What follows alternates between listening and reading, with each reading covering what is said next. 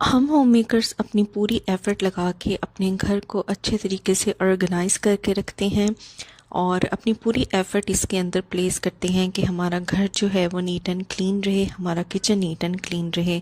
और अगर कोई चीज़ जो है वो हमारे मुताबिक ना हो तो फिर थोड़ा बहुत दुख होता है कि इतनी ज़्यादा एफ़र्ट लगाने का क्या फ़ायदा। लेकिन ये एफ़र्ट फ़िलहाल हमें लगानी ही पड़ती है ताकि हम अपने कामों को, अपने घर को, अपने किचन को अच्छे तरीके से मैनेज कर सकें। So here is another video regarding homemaking tips and tricks. So welcome back to my channel Mishi Daily Routine. बहुत दफ़ा ऐसा होता है ना कि कोई भी लंच बॉक्स है या कंटेनर है जिसके अंदर हम बच्चों को लंच पैक करके देते हैं या हस्बैंड को ऑफ़िस के लिए खाना पैक करके देते हैं, उसको हम जितना मर्ज़ी वॉश कर लें लेकिन उसके अंदर से एक पर्टिकुलर जो फूड की स्मेल होती है वो नहीं जाती। तो इसके लिए मैं क्या करती हूँ कि वीक में एक दफ़ा ना जो भी कंटेनर मैं यूज़ कर रही होती हूँ लंच के लिए, हस्बैंड को देने के लिए, तो उसके अंदर मैं पानी अच्छे तरीके से ना फिल कर देती हूँ और 1 से 2 कैप्स इसके अंदर मैं वाइट विनेगर के ऐड कर देती हूँ।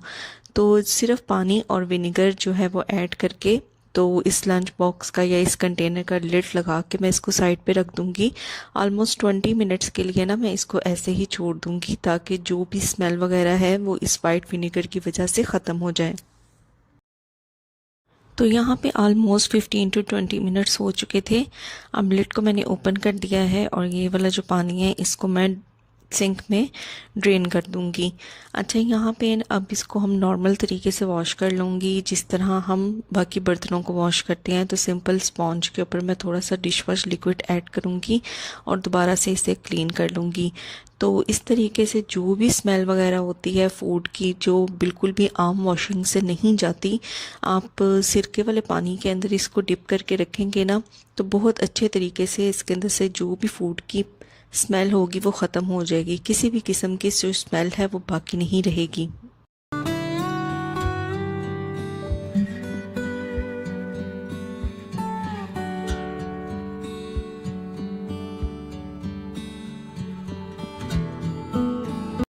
अब सिंपल इसको ना टैप वाटर से मैं अच्छे तरीके से वॉश कर लूँगी इस कंटेनर को और इसको साइड पे रख दूँगी ताकि ये अच्छे तरीके से ड्राई हो जाए।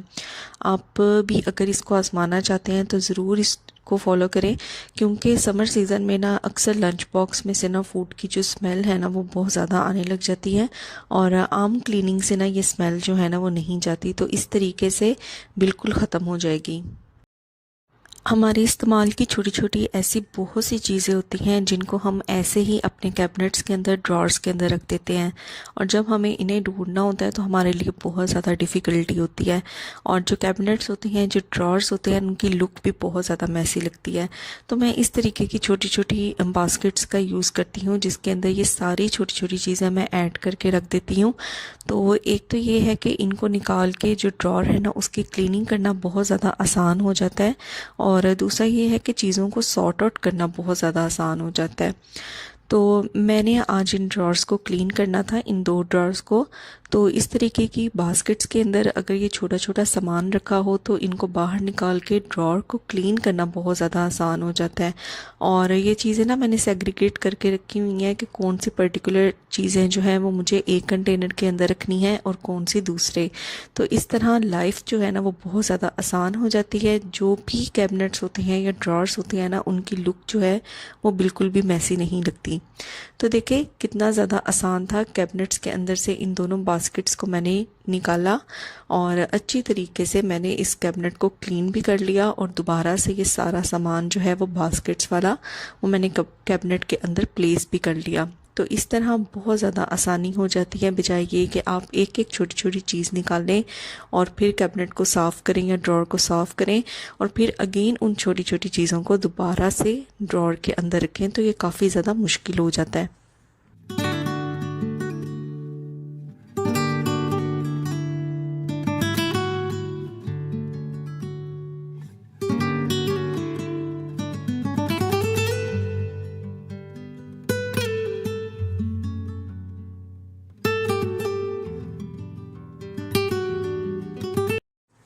तो इस तरह के क्लीनिंग स्पॉन्ज हो ना, तो इनसे भी बहुत ज़्यादा आसानी हो जाती है क्लीनिंग का जो भी प्रोसेस होता है उसको करने के लिए। तो यहाँ पे देखिए मैंने अपना जो सेकंड वाला ड्रॉर है ना उसको भी क्लीन कर लिया है, और यहाँ पे भी मैंने इसी तरीके की जो बास्केट्स होती हैं उनका यूज़ किया है। तो अगर आप इनके अंदर इन्वेस्ट करना चाहती हैं ना तो ज़रूर करें, ये आपकी लाइफ को बहुत ज़्यादा आसान बना देती हैं और चीज़ों को ऑर्गेनाइज़ करना इनमें बहुत ज़्यादा आसान हो जाता है।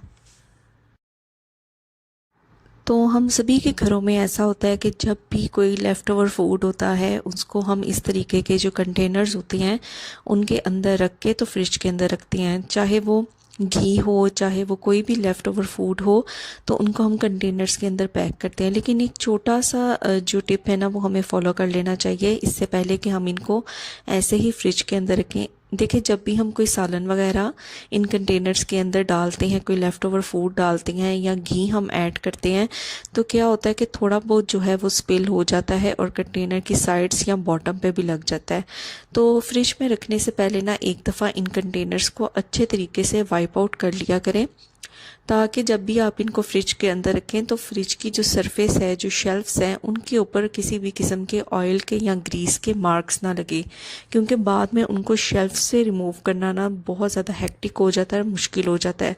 तो बेहतर यही है कि ये काम पहले कर लिया जाए और फ्रिज में इन कंटेनर्स को रखने से पहले ही इनको एक दफ़ा वाइप आउट कर लिया जाए, ताकि कोई भी ऑयल या ग्रीस के मार्क्स जो हैं वो फ्रिज की जो शेल्फ्स हैं उनके ऊपर ना लगें।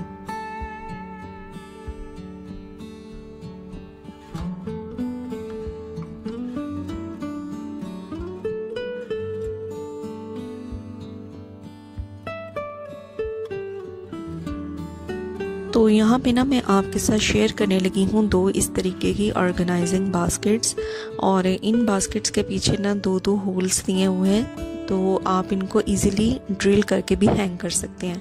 लेकिन जैसा कि मैंने आपको बताया कि रेंटल अपार्टमेंट्स में ना ये थोड़ी डिफ़िकल्टी होती है कि आप बहुत ज़्यादा एक्सेस ड्रिलिंग नहीं कर सकते, तो मैंने इनको ऐसे ही शेल्फ्स के ऊपर प्लेस किया हुआ है। और अब तो चीज़ों को क्लीन करने के लिए इतनी ज़्यादा आइटम्स निकल आई हैं, प्रोडक्ट्स निकल आई है कि क्लीनिंग जो है ना वो बिल्कुल भी मुश्किल नहीं रही। अच्छा जी, यहाँ पे एक बास्केट जो है वो क्लीन हो गई थी, और सेम दूसरी बास्केट को भी मैं इसी तरीके से क्लीन कर लूँगी। बहुत ज़्यादा गंदी नहीं थी ये, बस हल्के हल्के इसके अंदर डर्ट थी, इसलिए आसानी से ये क्लीनिंग स्पॉन्ज से ही क्लीन हो जाएंगी और बहुत ज़्यादा ना एफ़र्ट नहीं लगानी पड़ी मुझे इनकी क्लीनिंग में। तो यहाँ पे दोनों बास्केट्स जो हैं वो क्लीन हो गई हैं। अब इनको मैं यूज़ किस लिए करती हूँ, चले वो भी मैं आपके साथ शेयर करती हूँ। वैसे तो आपकी अपनी चॉइस है कि आप इन बास्केट्स को किस पर्पस के लिए यूज़ करना चाहते हैं, लेकिन मैं इन बास्केट्स को ना मेनली यूज़ करती हूँ क्लीनिंग के जो भी प्रोडक्ट्स हैं ना उनको रखने के लिए। तो सबसे पहले ये वाली जो क्रीम कलर की बास्केट है इसको मैंने ले लिया है, और दोनों बास्केट्स के अंदर ना मैं चीज़ें सेग्रीगेट करके रखती हूँ। जैसे क्लीनिंग के लिए हम हार्पिक यूज़ करते हैं या कोई भी क्लीनर जो आप यूज़ करते हैं वो आप इन बास्केट्स के अंदर रख सकते हैं। तो यहाँ पे सबसे पहले मैंने हार्पिक को प्लेस कर लिया है। सेकंड क्लीनिंग के लिए जो मेनली मैं यूज़ करती हूँ वो डिटोल है, और यहाँ पे जो डिटोल लिक्विड है वो मैंने रख दिया है। उसके बाद यहाँ पे मैं इसके अंदर रखने जा रही हूँ वो है स्क्रबिंग ब्रश। तो जितनी भी हार्ड सरफेसेस होती हैं जिनको क्लीन करना थोड़ा डिफ़िकल्ट होता है, तो उनके लिए इस तरीके का जो स्क्रबिंग ब्रश होता है ना उसका मैं यूज़ करती हूँ। और साथ ही यहाँ पे ना मैं अब रखूँगी कुछ जो सॉफ्ट वाले स्पॉन्ज होते हैं उनको रखूँगी यहाँ पे, और ये जो है वो मैं यूज़ कर लेती हूँ सिंक वगैरह को, टैप्स वगैरह को क्लीन करने के लिए। और मेजरिंग जो कप्स होते हैं ना वो मैं ज़रूर यहाँ पे रखती हूँ, जो क्लीनिंग में ना बहुत इम्पॉर्टेंट रोल प्ले करते हैं। और इसके अलावा मैं यहाँ पे इस तरीके का जो स्पॉन्ज क्लीनर होता है ना उसका यूज़ करती हूँ सरफेसिस को क्लीन करने के लिए। तो ये मेरी जो एक बास्केट है ना वो रेडी हो गई है, तो इसको मैं मेनली रखती हूँ वॉशरूम के अंदर। और जो सेकंड वाली जो बास्केट है ना अब इसको ऑर्गेनाइज़ कर लेते हैं। तो इस वाले बास्केट के अंदर ना मेनली मेरे जो क्लीनिंग ब्रशेस होते हैं ना वो जाते हैं।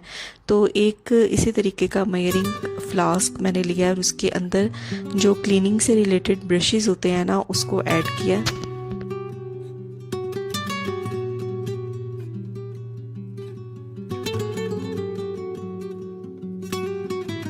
तो ये क्लीनिंग ब्रशेस ना मैं बहुत सी वीडियोस में आपके साथ शेयर कर चुकी हूँ। इसमें तो कुछ सॉफ्ट ब्रशेस हैं और कुछ स्टील के ब्रिसल्स हैं, वो वाले ब्रशेस हैं। उसके बाद यहाँ पे मैंने ले लिया है इस तरीके का ब्रश, और थर्डली यहाँ पे मैंने लिया है ये वाला ब्रश जो कारपेट्स वगैरह को या रग्स वगैरह को क्लीन के लिए मैं यूज़ करती हूँ। और इस वाली बास्केट में भी एक मैंने मेयरिंग फ्लास्क ऐड कर लिया है, और कुछ साथ में रखूँगी ग्लव्स जो क्लीनिंग पर्पस के लिए मैं यूज़ करती हूँ। तो जब भी मुझे क्लीनिंग करनी होती है तो मोस्टली मैं इन ग्लव्स का यूज़ करके फिर ही क्लीनिंग को स्टार्ट करती हूँ। तो यहाँ पे ये मेरी सेकंड जो बास्केट है ना वो रेडी हो गई है। तो देखिए कितना ज़बरदस्त हो जाता है कि सारे क्लीनिंग टूल्स आप को एक ही प्लेस पे मिल जाते हैं। आपने जो भी पर्टिकुलर एरिया घर का क्लीन करना है, सिंपल आपने ये बास्केट उठाई, अपने सारे क्लीनिंग टूल्स आप वहाँ पे लेके गए, जो भी एरिया क्लीन करना है उसे क्लीन किया, सारे टूल्स को इन बास्केट के अंदर अगेन प्लेस किया और इसको इसकी पर्टिकुलर प्लेस पे रख दिया। तो देखा कितनी ज़्यादा जो लाइफ है ना वो आसान हो जाती है इस तरीके से। तो मैं यही कहूँगी कि अगर ऑर्गेनाइज़र्स में आप इन्वेस्ट करना चाहते हैं ना तो ज़रूर करें। ये वाकई वन टाइम इन्वेस्टमेंट होती है, लेकिन इससे जो लाइफ है ना वो काफ़ी ज़्यादा आसान हो जाती है। तो ये थी मेरी आज की वीडियो, और इसमें कुछ इंपॉर्टेंट टिप्स एंड ट्रिक्स मैंने आपके साथ शेयर किए हैं। फिर मैं आपसे मिलूँगी नेक्स्ट वीडियो में इसी तरह के कुछ अमेजिंग टिप्स एंड ट्रिक्स लेके, जिनको फॉलो करके मैं और आप हम दोनों अपनी लाइफ को आसान बना सकते हैं। Till then take care, bye bye.